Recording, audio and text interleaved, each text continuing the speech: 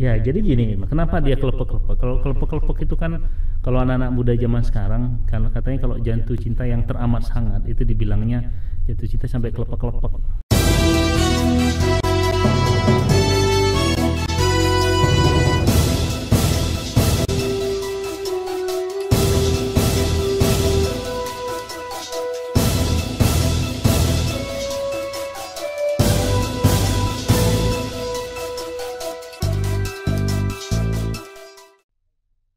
Halo, selamat datang di episode perdana Klepek-Klepek bersama saya Irma.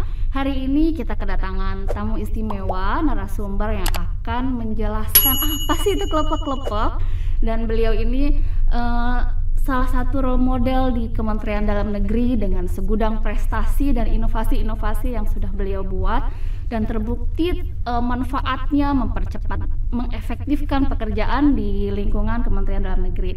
Telah hadir bersama kita Bapak Direktur Fasilitasi Kelembagaan dan Kepegawaian Perangkat Daerah, Bapak C.K. Virgowansyah. Selamat datang Bapak, apa Halo, kabar? Irma. Ya. Alhamdulillah Baik ya Pak.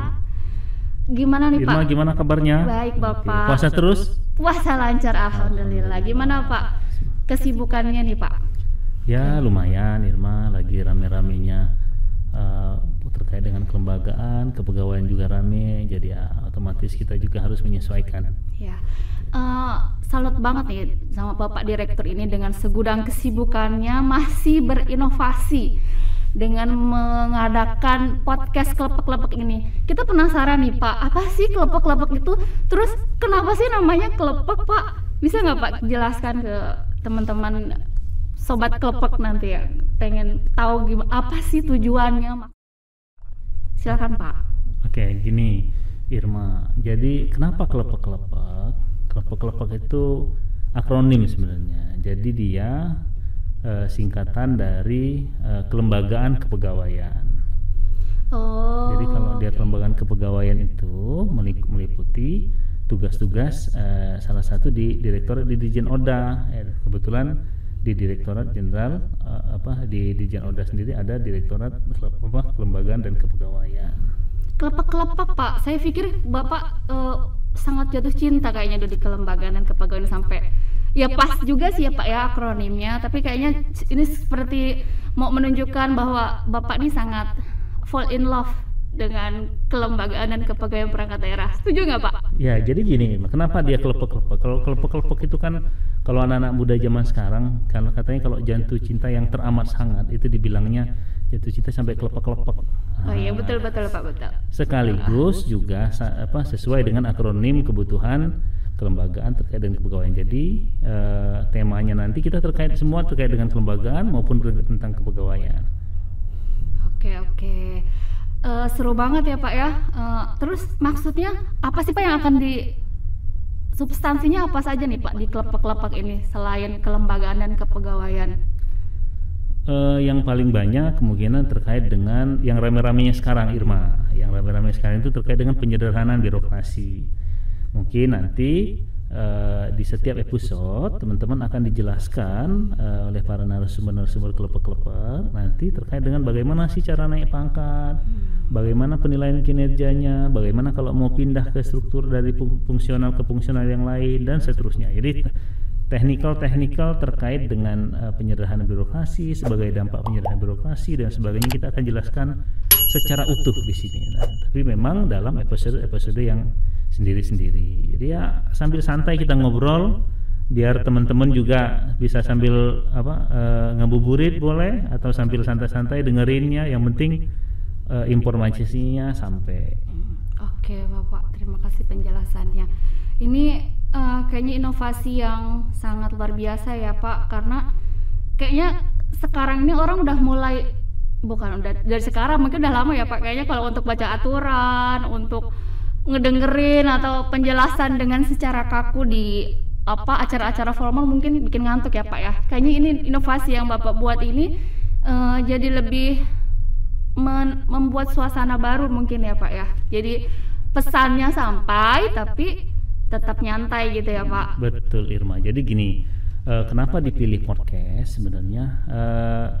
Ada tiga generasi yang di ASN sekarang, PNS sekarang, mulai dari generasi X, generasi Y, sama generasi milenial, generasi Z. Jadi kalau seandainya kita dikasih buku, teman-teman milenial agak kurang pas.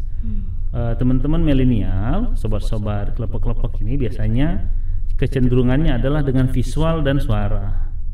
Oleh karena itu, kita deketi para sobat-sobat kelompok ini dengan cara podcast gini. Jadi dengan pendekatan yang lebih santai, tidak birokratis, kemudian tidak juga letterlek. Yang penting tujuannya tercapai. Iya, betul. Oh ya, sobat kelompok perlu ketahui Bapak Direktur ini sebelumnya sebagai pejabat di Biro Kepegawaian ya Pak ya, sebelum di Direktorat. Jadi beliau ini tahu banget nih gimana kepegawaian menangani sumber daya manusia. Jadi pas sekali nih, jadi beliau paling tahu apa sih yang dibutuhkan ASN ini, treatmentnya seperti apa. Jadi Bapak sangat mengetahui itu dan memahaminya. Jadi tapi Pak, ada tantangannya nih Pak. Generasi ASN ini kan tidak hanya generasi milenial ya Pak ya, masih banyak juga nih yang mohon maaf yang sudah tua-tua yang mungkin apa sih, teknologi juga sangat berat untuk kita paksa menggunakan teknologi. Ini kan orang pasti kalau misalnya menonton podcast itu orang-orang yang familiar dengan handphone, dan tahu YouTube atau tahu dengan media sosial lainnya. Nah, banyak juga nih Pak ASN kita yang kadang males nih ikutin sosmed. Masih banyak juga yang nggak pakai sosmed itu Pak. Nah, tantangannya seperti apa nih Pak? Ketika tujuan kita nih lebih ke kaum milenial kan Pak sebenarnya dengan tema podcast ini. Lalu apabila pesannya ini hanya sampai di kaum milenial, lalu bagaimana kaum generasi sebelumnya nih Pak? Ya, betul Irma. Jadi gini, podcast memang rata-rata kaum milenial yang ikut. Tapi kan proses sosialisasi bintek-bintek yang ada di kementerian-kementerian lembaga, Pemda kan tetap berjalan seperti biasa. Hanya saja memang teman-teman sobat kelepek, kalau kita hitung-hitungan nih ceritanya, kalau kita hitung-hitungan berapa sih biaya kalau kita sekali melakukan bintek? Sekali melakukan bintek itu setidaknya kalau full day itu sekitar di hotel kita biasanya 50 juta. Jadi kalau kita mau melakukan 50 juta satu kali bintek hanya untuk sekitar 50 paling banyak 100 orang, itu sudah banyak banget. Dikali 5 hari misalnya. 5 hari itu berarti butuh 250 juta seminggu. Kalau 4 minggu berarti 1 miliar kan dalam 1 bulan apabila kita ingin melakukan bintek. Sekali ya Pak. Nah, bayangkan dengan ini kita bisa menjangkau seluruh Indonesia, seluruh seluruh ASN sambil santai dan biaya yang jauh lebih murah. Iya. Tujuannya sama ya Pak, informasinya yang penting kan tersampaikan apa yang teman-teman ASN daerah butuhkan ya. Betul. Wah, luar biasa dampaknya ya Pak. Ternyata bukan hanya bermaksud untuk mensosialisasikan pesan tersampaikan dengan mudah, tapi ternyata dampaknya bisa juga menghemat anggaran nih. Iya, jadi keuangan negara pun terselamatkan nih dengan inovasi yang Bapak CK lakukan nih. Luar biasa sekali Pak. Selanjutnya apalagi nih Pak ke depan program-program yang ada di kelompok-kelompok ini di terutama di direktorat Bapak nih? Ya, rencana semua kepala subdirektorat itu akan mengisi lah di kelompok-kelompok ini, akan menjumpai sobat-sobat kelompok di masing-masing wilayahnya masing-masing. Jadi kalau nanti wilayah Sumatera ada Pak Heri Bintoro yang akan menjelaskan, di wilayah Jawa nanti ada Pak Rozi, kemudian di wilayah Kalimantan itu ada Pak Eko Wulandaru, sementara di wilayah Sulawesi ada Pak Yuliarto, dan terakhir di wilayah Papua NTT itu ada Pak Paskalis. Akan menyapa setiap hari teman-teman sobat-sobat kelompok yang ada di seluruh Indonesia untuk lebih dekat dengan kami. Jadi kalau ada pertanyaan bisa langsung disampaikan ke kami, akan disampaikan dibahas melalui kelompok-kelompok ini juga. Dan yang juga tidak lupa Irma, karena di sini tempat kita memfasilitasi, salah satunya kepala daerah, pejabat-pejabat daerah. Nah, di kelompok-kelompok ini akan dijadikan tempat untuk berdiskusi juga dengan para kepala daerah yang datang atau pejabat-pejabat yang datang.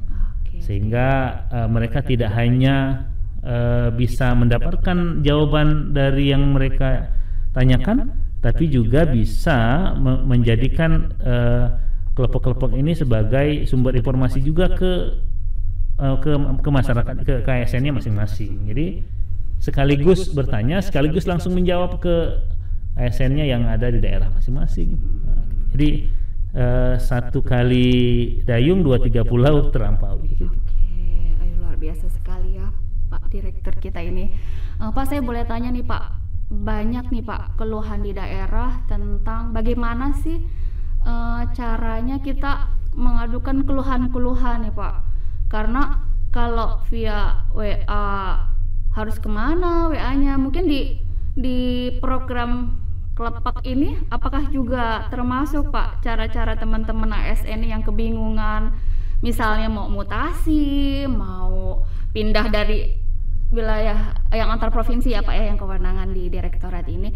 Bagaimana nih Pak kalau misalnya sampai mana sih progres perpindahan saya ataupun usulan yang dilakukan Pemda ke direktorat ini? Apakah di program podcast Klepak ini juga termasuk dalam menangani keluhan-keluhan seperti itu Pak?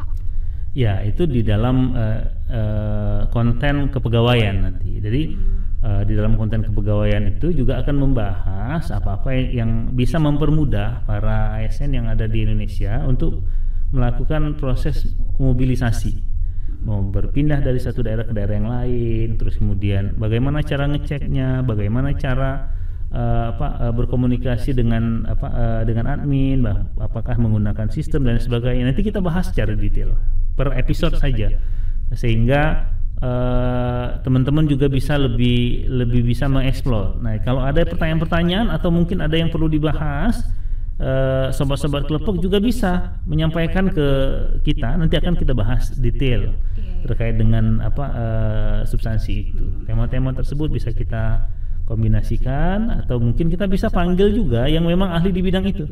Jadi tidak perlu khawatir teman-teman, apa yang kami bisa bantu kepada sobat-sobat Klepak, nggak usah ragu, sampaikan saja melalui Instagram kita, bisa melalui melalui Anchor bisa, atau melalui Spotify juga jalan. Jadi semua juga bisa bertanya. Jadi bisa tinggal komen ya Pak ya, tinggal komen saja, kami mau mau informasi tentang naik pangkat dong. Nanti kami akan coba buatkan episode tentang bagaimana cara naik pangkat untuk jabatan fungsional. Kalau kami mau nanya bagaimana kalau terkait dengan penilaian kinerja dong, kalau ketika yang beralih dari struktural ke fungsional, nanti kita akan buatkan episode persis untuk yang penilaian kinerja. Karena kan sekarang ada penilaian kinerja baru kan, yang sudah ada permenpannya.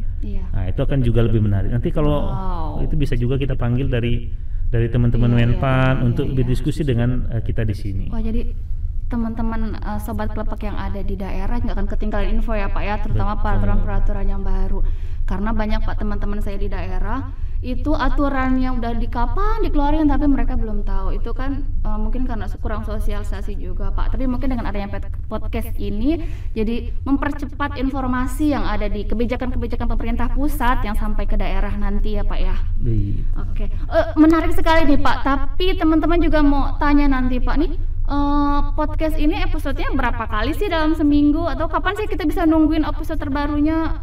Ada jadwalnya nggak nih Pak? Atau kapan nih bisa kita tahu ada tayangan lain lagi, update lain lagi gitu Pak? Ya, terima kasih Irma. Secara kontinuitas memang setiap hari kita akan membuat konten terkait dengan kelembagaan maupun terkait dengan kepegawaian. Paling nanti kita akan tergantung topiknya. Ketika topiknya itu terkait dengan wilayah Sumatera, mungkin ada Pak Heri dan seterusnya tadi yang kami sampaikan. Tapi maksudnya adalah biar sobat-sobat Klepak yang ada di seluruh Indonesia bisa terus mendapatkan informasi sambil santai, itu yang penting. Jadi sambil di kafe buka handphone, sambil santai, bisa sambil belajar.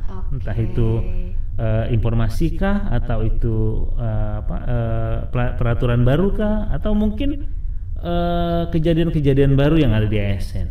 Iya, jadi teman-teman ASN daerah ini nanti tinggal search aja ya Pak ya.